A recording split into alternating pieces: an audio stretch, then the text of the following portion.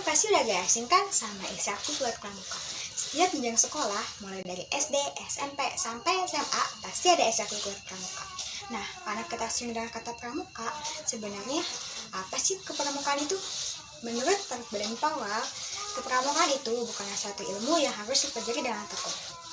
Bukan juga kumpulan ajaran-ajaran atau naskah-naskah dari suatu buku. Melainkan, kepramukaan itu ada suatu permainan yang menyenangkan di alam terbuka. Tempat orang dewasa dan anak-anak pergi bersama-sama mengadakan pengembaraan bagaikan kakak dan adik. Membina kesehatan dan kebahagiaan, keterampilan dan kesediaan untuk memberi pertolongan bagi yang membutuhkannya. Nah, dari penjelasan Badan Powell tersebut, bisa kita ambil bahwa kepramukaan ialah suatu permainan yang mengandung pendidikan. Didirikannya Pramuka Dunia pada tanggal 25 Juli 1907 di Inggris.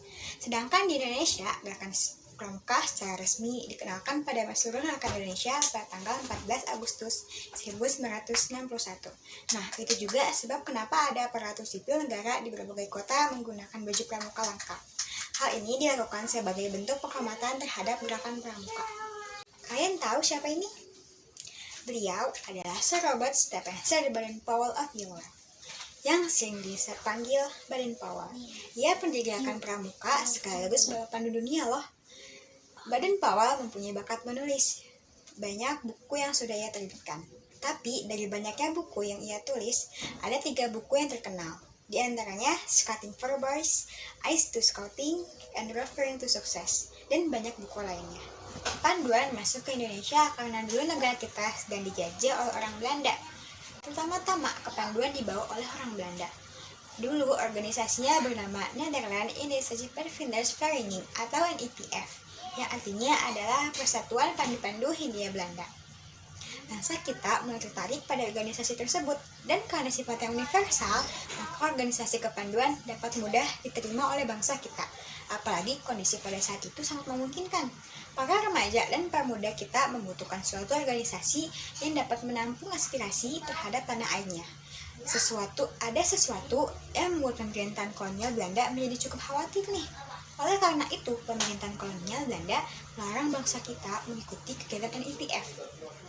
Nah, dari situlah berdiri organisasi-organisasi kepanduan yang berserikat nasionalisme dan organisasi kepanduan nasional yang pertama didirikan pada tahun 1916, yaitu Javanese Padvinders Organization atau GPO atas praksara Sultan Pangeran Mangkunagara VII di Surakarta. Pendirian GPO ini membuat para remaja dan pemuda di daerah lain tertarik mendirikan organisasi kepanduan.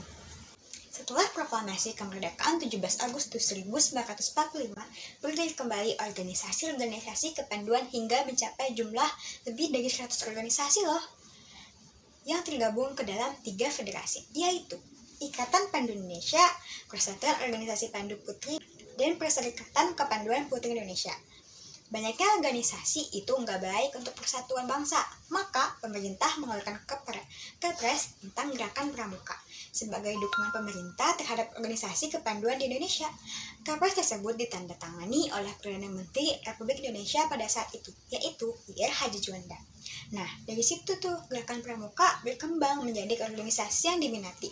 Kemudian sampai saat ini telah diselenggarakan beberapa kali Jambore Nasional, pertemuan besarnya para pramuka penggalang di seluruh tanah air. Jambore dilaksanakan setiap 5 tahun sekali. Pada awalnya sering dilaksanakan hanya di ibu kota negara, yaitu Jakarta. Namun, seiring waktu, kegiatan Jambore sudah dilaksanakan berpindah-pindah dari satu daerah ke daerah lainnya. Organisasi gerakan pramuka saat ini telah menjadi organisasi yang dapat diandalkan. Dan hal ini tidak terlepas dari jerih payah para pandu untuk membangun kerangka organisasi dan para pramuka dalam membentuk organisasi gerakan pramuka seperti sekarang ini.